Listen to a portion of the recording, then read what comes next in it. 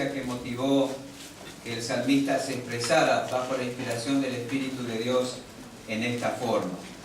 Así que leemos también el título, luego nos quedamos de pie y oramos. Vamos a leer al unísono, así que escuchémonos unos a otros, respetemos los signos de puntuación y leamos al unísono el Salmo 51, empezando por el título. Al músico principal, Salmo de David, cuando después que se llegó a Betsabé, vino a él Natán el profeta. Ten piedad de mí, oh Dios, conforme a tu misericordia, conforme a la multitud de tus piedades, borra mis rebeliones. Lávame más y más de mi maldad y límpiame de mi pecado, porque yo reconozco mis rebeliones y mi pecado está siempre delante de mí. Contra ti solo he pecado y he hecho lo malo delante de tus ojos, para que seas reconocido justo en tu palabra y tenido por puro en tu juicio. He aquí en maldad he sido formado y en pecado me concibió mi madre.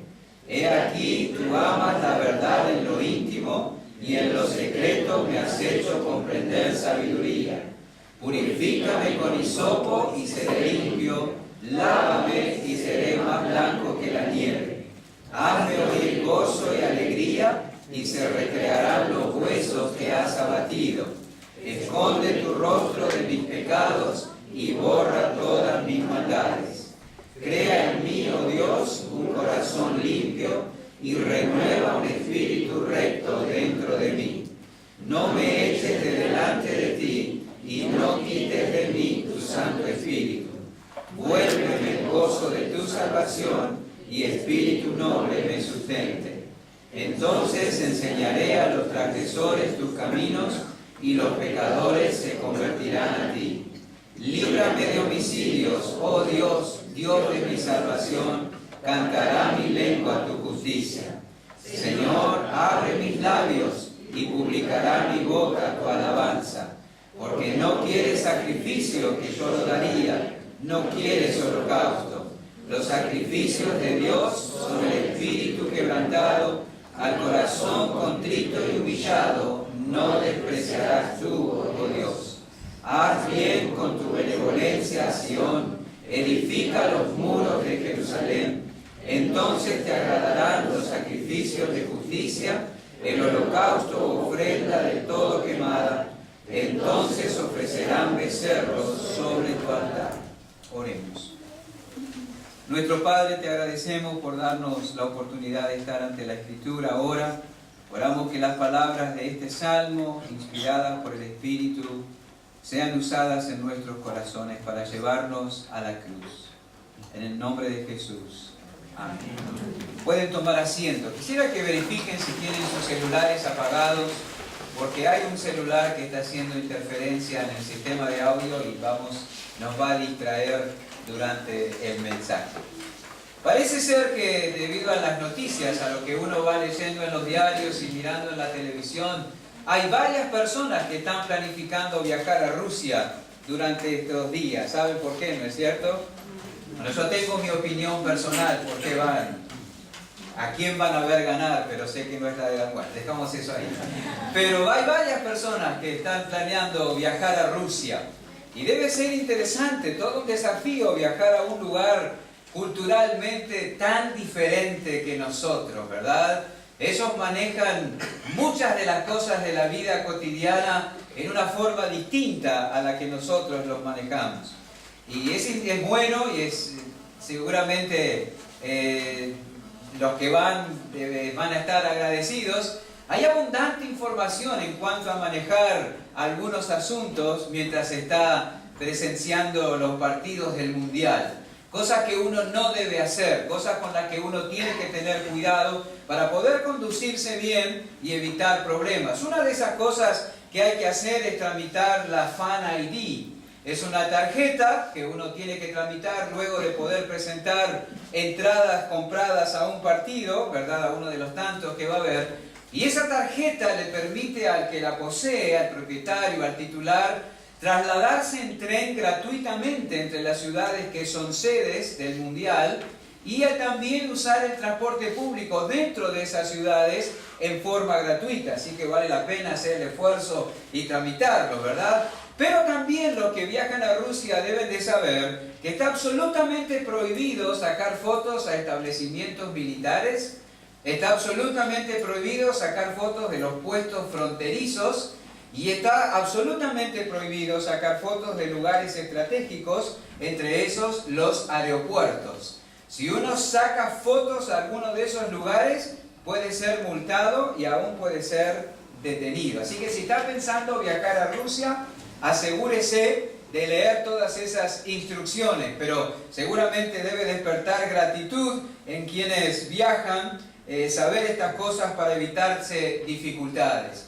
En la palabra tenemos también información acerca de lo que implica un verdadero arrepentimiento. Y por supuesto tomamos en serio, mucho más en serio, esa información y esa revelación que la información que podamos recibir acerca de cualquier otro tema de la vida cotidiana. ¿Qué implica un verdadero arrepentimiento? ¿Qué disposiciones están presentes cuando una persona experimenta y expresa un verdadero arrepentimiento? Seguramente no todos conocen cómo tú o yo nos hemos expresado delante del Señor cuando Él trajo convicción a nuestras vidas sobre algún pecado que hemos cometido. No es ese tipo de oración que hacemos en la reunión de los miércoles, ¿verdad? No confesamos nuestros pecados al Señor en una ronda de oración con otras personas. Seguramente tampoco lo hacemos cuando oramos en familia, ¿verdad? Es algo que guardamos para nuestro tiempo privado, para nuestro tiempo a solas, ¿verdad? No sé si me gustaría que se escribiera o que se publicara lo que yo le he dicho al Señor cuando me he arrepentido y expresado arrepentimiento por los pecados que he cometido en su contra. Pero eso tenemos de David.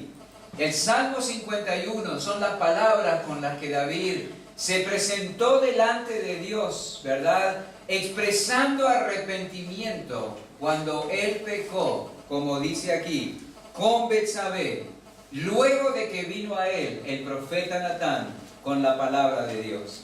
Y seguramente tenemos que estar agradecidos, sumamente agradecidos por tener esta revelación a nuestra disposición.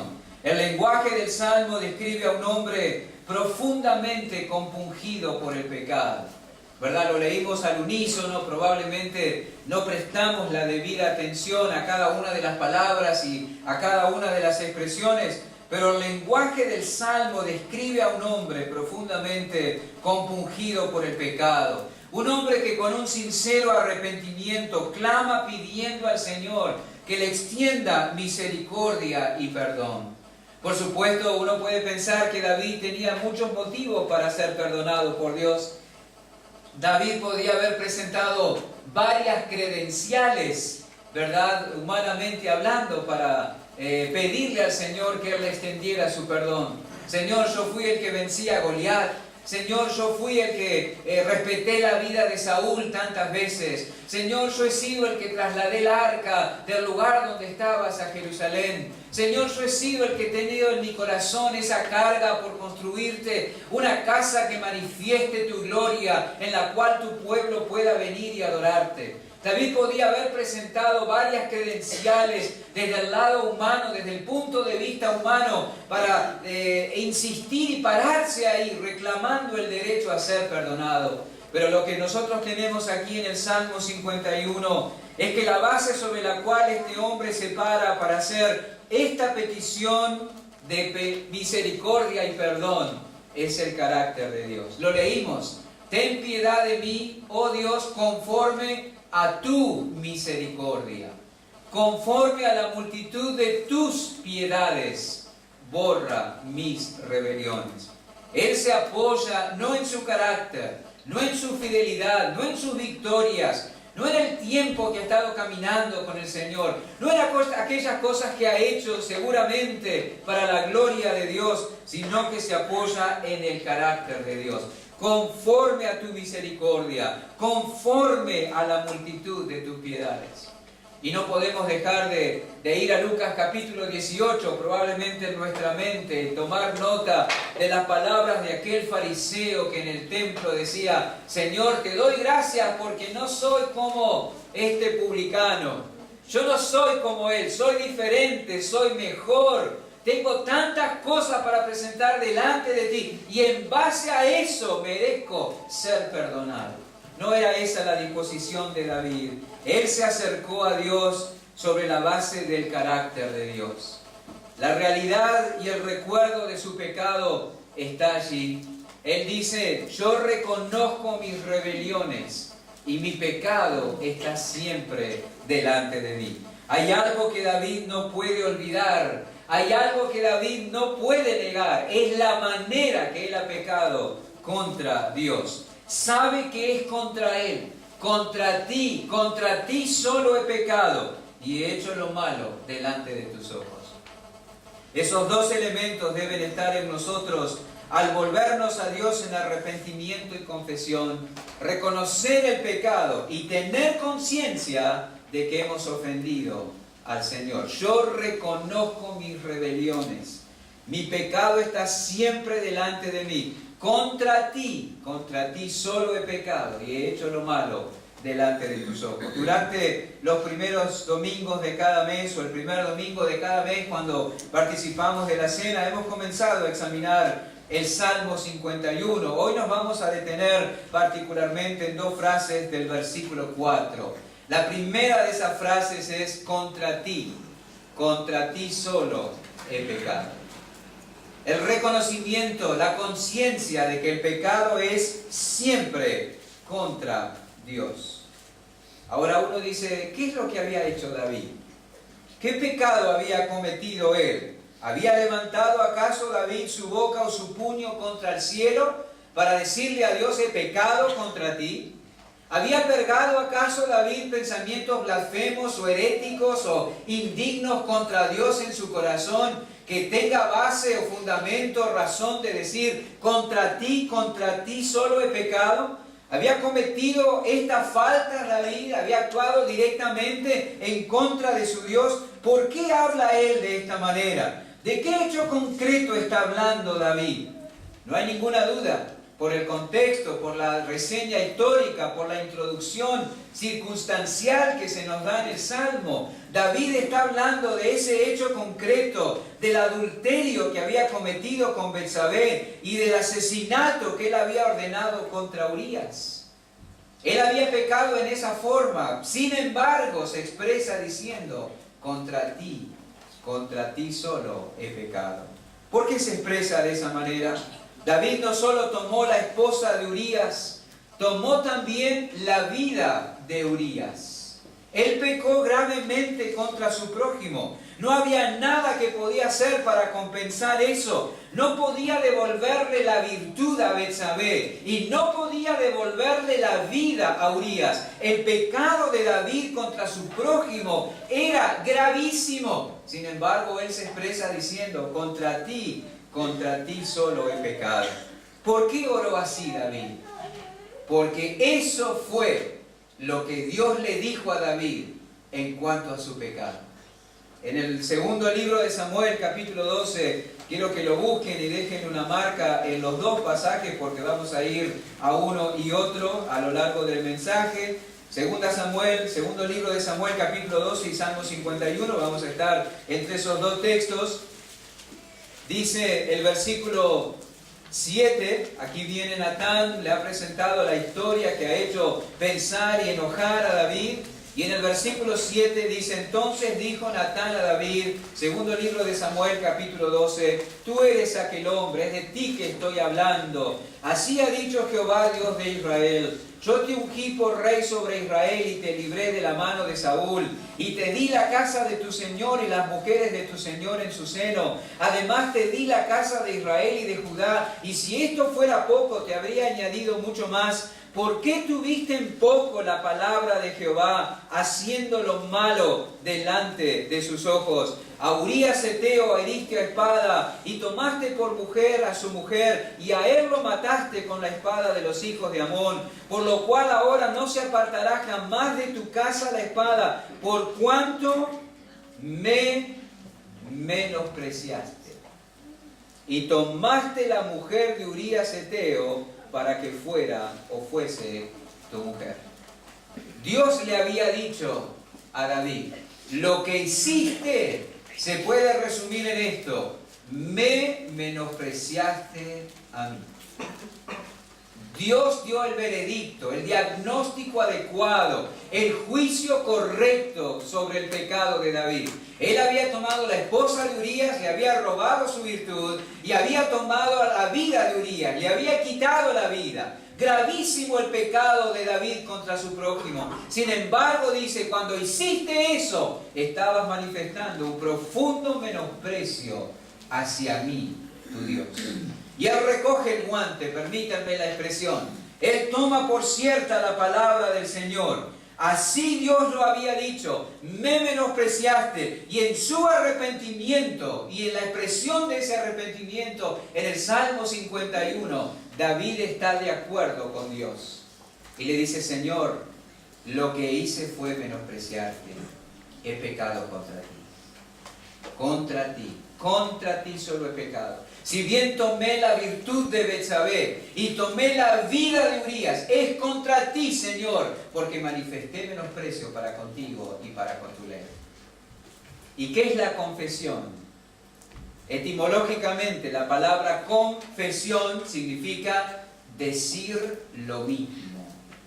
Y David en su oración le está diciendo a Dios lo mismo que Dios dice. Dios dijo, me menospreciaste, pecaste contra mí. Entonces en su confesión, en su arrepentimiento, David dice, he pecado contra ti. He pecado contra ti. Él con su pecado había manifestado menosprecio para con Dios y para con su palabra. ¿Qué palabra fuerte usó Dios en 2 Samuel capítulo 12? Nosotros la suavizaríamos. Quizás uno diría, me faltaste el respeto. No sé, diría otra cosa, pero Dios usó la expresión me menospreciaste. Cuando tomaste la esposa de Urías y tomaste la vida de Urías, manifestaste desprecio hacia mí. Es una palabra muy fuerte. Esaú menospreció su primogenitura. Consideró sin valor su primogenitura, consideró sin peso su primogenitura, consideró sin importancia su primogenitura, consideró a la primogenitura como algo de lo que podía prescindir. Así David actuó hacia Dios y hacia su palabra. Al pecar manifestó menosprecio para con Dios. La misma palabra que se utiliza en 2 de Samuel capítulo 12 versículo 10 se utiliza en el Salmo 51 versículo 17, donde leemos, los sacrificios de Dios son el espíritu quebrantado, al corazón contrito y humillado no despreciarás tú, oh Dios. Es la misma palabra. David no le prestó atención a Dios, pero Dios le presta atención al corazón contrito y humillado. David menospreció a Dios cuando pecó, pero Dios no menosprecia al corazón contrito y humillado. Hermanos, tenemos que entender que Dios le está diciendo a David y a nosotros que hay menosprecio en la raíz del pecado que cometemos contra Él. Hay menosprecio para con Él en la raíz del pecado que cometemos en la vida diaria. El adulterio y el asesinato nunca hubieran tenido lugar en la vida de David si él no hubiera tenido en poco a Dios y a su palabra. En la raíz del pecado de David estaba el menosprecio a la ley de Dios y al dador de la ley. ¿Por qué decimos eso? Porque recuerden, David era el rey. Él tenía todo poder, él tenía toda autoridad, él tenía todos los medios. ¿Quién le podía decir a David, no hagas esto? Alguien trató de evitar que David tomara a Betsabé. Le dijeron cuando mandó preguntar quién era, es la esposa de Urías, con la esperanza de que David dijera, Urías es uno de mis valientes, es uno de los hombres que se juega la vida por mí, por mi reino, es uno de aquellos en que yo puedo confiar, entonces no lo voy a tomar. Pero ni aún la consideración de Urías logró frenar la lujuria de David. Lo único que podía haber frenado la lujuria de David era el recuerdo de la ley santa de Dios dada por el Dios santo. Lo único que podía interponerse entre el deseo de David, la consecución del deseo de David, aquello que encendía su concupiscencia, lo único que podía interponerse era Dios y su ley. Pero en ese momento, eso no pesó en la conciencia de David, la tuvo en poco. La menospreció, lo tuvo en poco. ¿Para qué? Yo sé que Dios dice que no. Yo sé que no debo hacer esto. Entiendo el mandato, no cometerás adulterio. Entiendo el mandato, no matarás. Pero no voy a considerar esto para poder dar rienda suelta a toda su lujuria. Y eso fue lo que dijo Natán.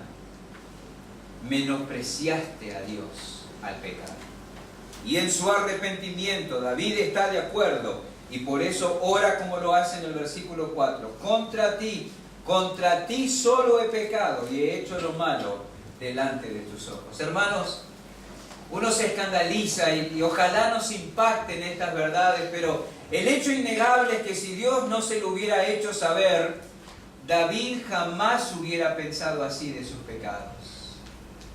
Si Dios no se lo hubiera hecho saber, David jamás hubiera pensado así de sus actos como una evidencia de menosprecio hacia Dios. Jamás se le hubiera ocurrido que sería tan grave. David lo hubiera llamado debilidad, David lo hubiera llamado inmadurez, David lo hubiera llamado estupidez, David podría haberlo llamado locura, David podría haberlo llamado conducta heredada, y vaya a saber cuántas cosas más. Pero Dios dijo, con lo que has hecho, has manifestado un profundo y vergonzoso menosprecio por mí y mi palabra. Si no fuera por Dios, no sabríamos lo que es realmente el pecado. Si no fuera por su revelación, por su palabra, nosotros tendríamos en poco la maldad de nuestro corazón y la maldad que nosotros cometemos. A David no le importó lo que Dios había expresado en su ley. Lo único que le importó fue satisfacer su deseo. Él no dijo como José, ¿qué diferencia hay entre ambos? Él podría haber dicho, ¿cómo podré yo hacer este tan grande mal, pecando contra Urías y sobre todo contra Dios? Él podría y debía haberse expresado en esa forma. Lo hubiera hecho si la ley y el dador de la ley hubieran pesado en su conciencia, pero no pesaban. Había menosprecio. Urías no entró en sus consideraciones y Dios mucho menos. En la raíz de su pecado había menosprecio para con el Creador. Y en su arrepentimiento David reconoce y confiesa esa disposición de corazón. Menosprecio hacia la criatura, pero sobre todo menosprecio hacia el Creador. Y luego de haberlo enriquecido con tantos beneficios. Se espera que uno menosprecie al que hace mal. Hablamos naturalmente, en términos humanos. Como a humanos os hablo, al decir del apóstol Pablo, ¿verdad? Pero uno no espera que se menosprecie al dador de tantos beneficios por parte de un justo. ¿Verdad? Por parte de un justo. Dios había sacado de detrás de las ovejas a David. Tenía un trabajo y una consideración en su familia que ni siquiera se acordaban que él estaba ahí cuando Samuel llegó a la casa de Isaí para identificar al que Dios había apartado para ser rey sobre Israel. Pasaron 1, 2, 3, 4, 5 hermanos, ninguno de estos es. Y entonces a Samuel se le ocurre preguntar, ¿hay alguno más? Sí, tenemos uno allá que cuida las ovejas. Anda a llamarlo, pero no creo que sea este. A ese había apartado Dios. Lo sacó de detrás de las ovejas para sentarlo en el trono de Israel, prometiéndole aún que de su descendencia vendría el Mesías. contra tal benefactor pecó David. Ese ti del Salmo 51:4 implica eso. Contra ti, Señor, que me has enriquecido con tanto bien. Contra ti, Señor, que me has bendecido en una forma tan amplia. Contra ti he pecado, dice la Escritura. Dios se lo hizo saber a David cuando vino Natán, volviendo a 2 Samuel capítulo 12. Yo te ungí por rey sobre Israel, dice el versículo 7. Te libré de la mano de Saúl. Y pienso que cada una de esas expresiones era como una cachetada en el rostro de David. Yo te ungí por rey sobre Israel. Te libré de la mano de Saúl. Te di la casa de tu Señor. Te di la casa de las mujeres de tu Señor en su seno. Te di la casa de Israel y de Judá. Y si esto fuera poco, te habría añadido aún más. Qué terrible. Yo pienso que esas palabras deben haber taladrado profundamente el corazón de David. Él pecó contra tal benefactor. Y al tomar nota de eso y de la magnitud de la maldad, eso lo movió al arrepentimiento y a clamar: lávame más y más de mi maldad y límpiame de mi pecado. Reconozco mi pecado. He pecado contra ti, Señor, que has derramado tanto bien sobre mi vida. ¿Has considerado alguna vez que si Dios te confrontara así como lo hizo con David? Supongamos, has pecado contra Dios. Él envía a alguien como envió a Natán. O su espíritu habla a nuestro corazón y a nuestra conciencia. Y nos hace acordar cuántas cosas Él ha hecho por nosotros. ¿Qué te diría? ¿Qué te diría? Yo sé lo que Él me diría a mí. Cada vez que peco y me recuerda qué tonto he sido y qué ingrato al ir contra tal benefactor. Pecaste contra mí que te he perdonado y te he restaurado y te di nuevas oportunidades tantas veces. Has pecado contra mí que te respondí cuando clamaste, que te bendije con tales dones, que te beneficié con la influencia buena de tantas personas, tantas veces. Te enseñé provechosamente, te proveí de tantas cosas, te cuidé de tantos peligros, tantas veces. ¿Contra mí has hecho esto? ¿Has manifestado menosprecio para conmigo? ¿Cómo se entiende? Actúas así contra mí, qué vergüenza. ¡Qué humillación! Si alguien me hiciera eso a mí, que yo he hecho un favor y reaccionaría mal y actuara en mi contra, no sé cómo reaccionaría. Bueno, en realidad sabemos cómo reaccionamos. En realidad sabemos cómo reaccionamos cuando alguien a quien hemos beneficiado de alguna manera nos responde en una forma ingrata. Lo mismo con Dios.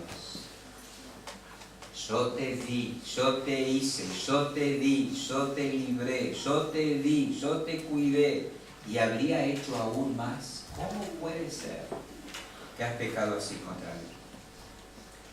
La bondad de Dios nos permite ver en toda su fealdad la naturaleza y la profundidad del pecado, la traición de actuar contra un ser de esa naturaleza. Menosprecio al Dios que nos ha beneficiado en tal forma. Volviendo al Salmo 51:4, la segunda frase dice: he hecho lo malo delante de tus ojos. He hecho lo malo delante de tus ojos. Eso también le fue dicho a David por el profeta Natán, ¿verdad? Dice, versículo 9 de 2 Samuel 12: ¿por qué pues tuviste en poco la palabra de Jehová, haciendo lo malo delante de sus ojos? Lo mismo. Y David dice: tienes razón, Señor, tengo que confesar que he hecho lo malo delante de tus ojos. Eso es confesar, decir lo mismo. Y eso es lo que está haciendo David. Dios le dijo: hiciste lo malo delante de mis ojos. Y David dice: Señor, tengo que reconocer que he hecho lo malo delante de tus ojos. ¿Entendemos, hermanos, lo que está implícito aquí? David sabía que lo que hacía lo hacía en el rostro de Dios mismo. Sabemos lo que significa eso, ¿no? ¿Cuántas veces enojados le decimos a los hijos o a alguien, me estás mintiendo en la cara? Te estás burlando en mi cara. ¿Cómo te atreves a hacer eso? Dios le dijo a David, lo que hiciste, lo hiciste en mi cara. Lo hiciste delante de mis ojos. El colmo de la desfachatez, del atrevimiento, de la insolencia. David cometió adulterio y asesinato ante el rostro del mismo Dios. Eso es una declaración tremenda. Es una verdad tremenda. Cuán poca conciencia tenemos de eso. He hecho lo malo delante de tus ojos. Señor, tú me estabas mirando mientras yo hacía esto. Estos hechos viles fueron presenciados por ti. Los hice delante de tus ojos y no me importó. No me quitó el sueño. No me dio vergüenza. Qué terrible. ¿Cuántas cosas nos darían vergüenza que otros supieran de nosotros, verdad? ¿Se imaginan proyectar el contenido de la mente de cada uno de nosotros de tal forma que todos lo pudieran conocer? Pagaría lo que no tengo para que no lo hagan. Seguro cada uno de nosotros también. Pero nos olvidamos que todo lo que hacemos, decimos y pensamos está en los ojos o delante de los ojos de Dios. Así es. Estos hechos viles fueron presenciados por Dios. David era consciente de que Dios era testigo ocular de sus actos. David es el que escribió el Salmo 139. ¿A dónde me iré de tu espíritu? ¿A dónde huiré de tu presencia? Si subiera a los cielos, allí estás tú. Si en el Seol hiciere mi estrado, he aquí, allí tú estás. Si tomare las alas del alba y habitar en el extremo del mar, aún allí me guiará tu mano y me asirá tu diestra. Si dijera ciertamente las tinieblas me encubrirán, aún la noche resplandecerá alrededor de mí, aún las tinieblas no encubren de ti. La noche resplandece como el día, lo mismo te son las tinieblas que la luz. Él escribió eso. No había lugar donde David pudiera esconderse para cometer el mal. Cualquier lugar donde David fuera para hacer el mal, ahí estaba Dios. Él estaba en la presencia de Dios y no le importó. No le importó tomar a Betsabé, no le importó mandar matar a Urías, aunque él sabía que todo lo que hacía era en la presencia de Dios. David sabía que Dios había dicho no en su palabra a esas cosas y no le importó. David sabía que Dios lo estaba mirando al pecar, pero no le importó. Menosprecio e insolencia, ambas cosas en la raíz de su pecado. ¿Cómo se atrevió? ¿Qué lo llevó a hacerlo? ¿Qué explicación le podemos dar a esto? La naturaleza y el poder del pecado explica esto. ¿Sabe? Una de las cosas que uno va, yo al menos, de la que uno toma más conciencia a medida que se hace más viejo, el poder del pecado. El poder del pecado. Solo el poder del Espíritu de Dios a quien debemos rendirnos continuamente puede contrarrestar el poder del pecado. Solamente. No va la experiencia en esto. No va el conocimiento bíblico. No van los años que uno camina con el Señor. No van los dones. No va la reputación. Nada de eso.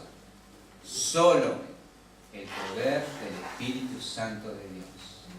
La ley del Espíritu de vida en Cristo Jesús me ha librado de la ley del pecado y de la muerte. No sé lo que van aprendiendo nuestros jóvenes a medida que crezcan, pero sepan del poder del pecado. El pecado no está muerto. Nosotros nos tenemos que considerar muertos al pecado, pero el pecado no está muerto. Está allí, reclamando continuamente obediencia. Y solamente cuando nos apropiamos del poder de Dios, del poder de la resurrección por medio de su Espíritu, podemos contrarrestar eso. David se da cuenta y lo confiesa, lo reconoce. Contra ti solo he pecado y he hecho lo malo delante de tus ojos. ¿Qué podemos aprender de estas dos frases? Hermanos, amigos, estas frases, este salmo no nos ha sido dejado para entretenernos, para que los pastores tengamos material para enseñar o predicar. Esto ha sido dejado para enseñarnos, para que nosotros aprendamos, crezcamos, no para satisfacer nuestra curiosidad. ¿Qué podemos aprender? Dos cosas rápidamente para terminar. Cuando hay un arrepentimiento verdadero, hay un reconocimiento de que nuestro pecado es ante todo contra Dios. Esa es la primera cosa que aprendemos. Cuando hay arrepentimiento, ¿verdad? Sí, lloró y se arrepintió porque lloró. Y se arrepintió porque empezó a venir de nuevo a la iglesia. Y se arrepintió porque se empezó a portar mejor. No.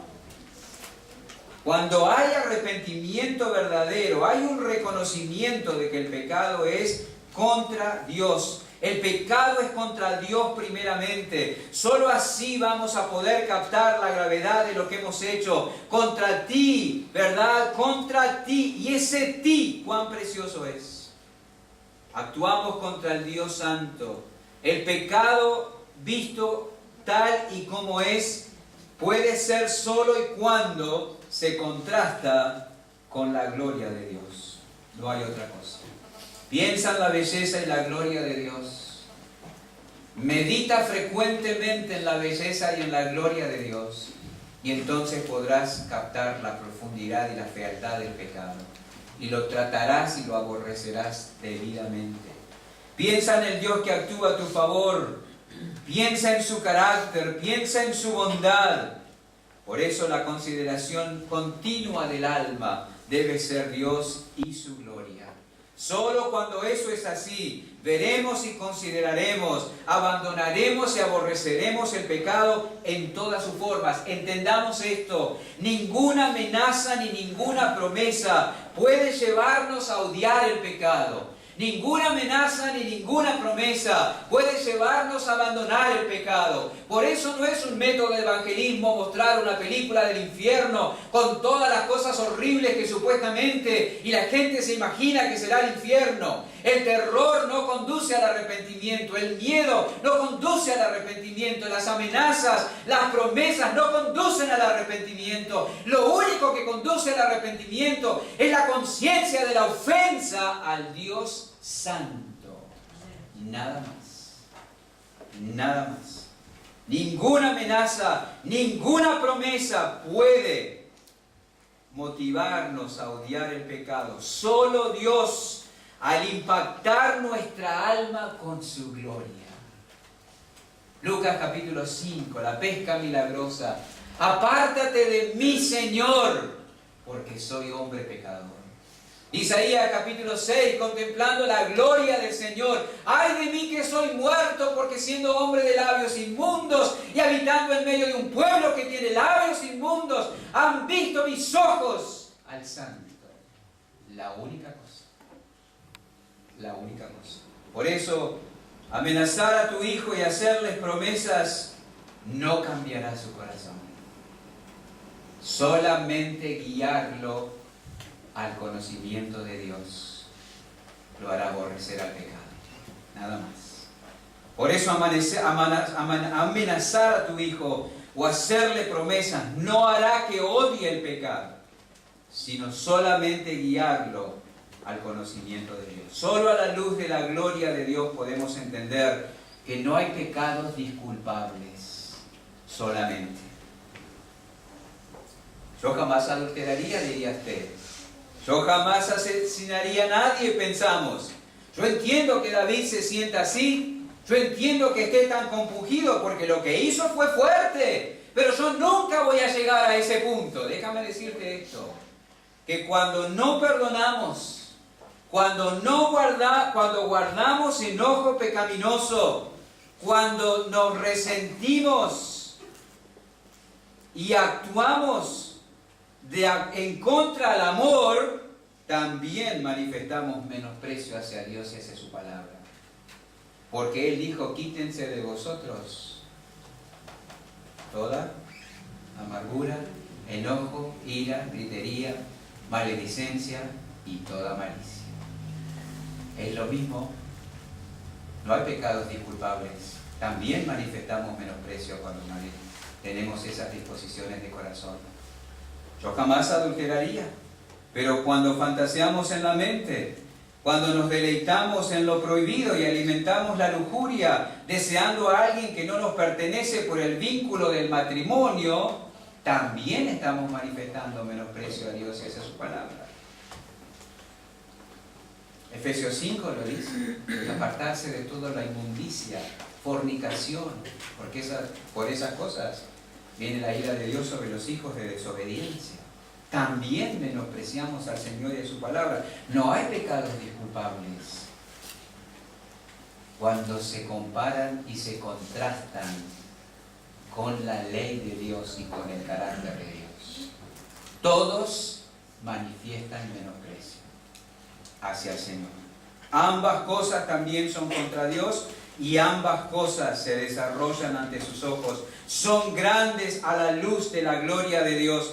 Los hijos, Él dijo, no a ambas cosas. No lo menospreciemos y no nos atrevamos a hacer estas cosas ante su mismo rostro. Estas cosas deberían hacernos lamentar y clamar en su presencia. Para que haya un arrepentimiento verdadero, debe haber un reconocimiento de que el pecado cometido es contra Dios. Pero también aprendemos de estas frases, contra ti solo he pecado y he hecho lo malo delante de tus ojos, que para que haya un arrepentimiento verdadero, debemos meditar en la grandeza de los privilegios que el Señor nos ha dado.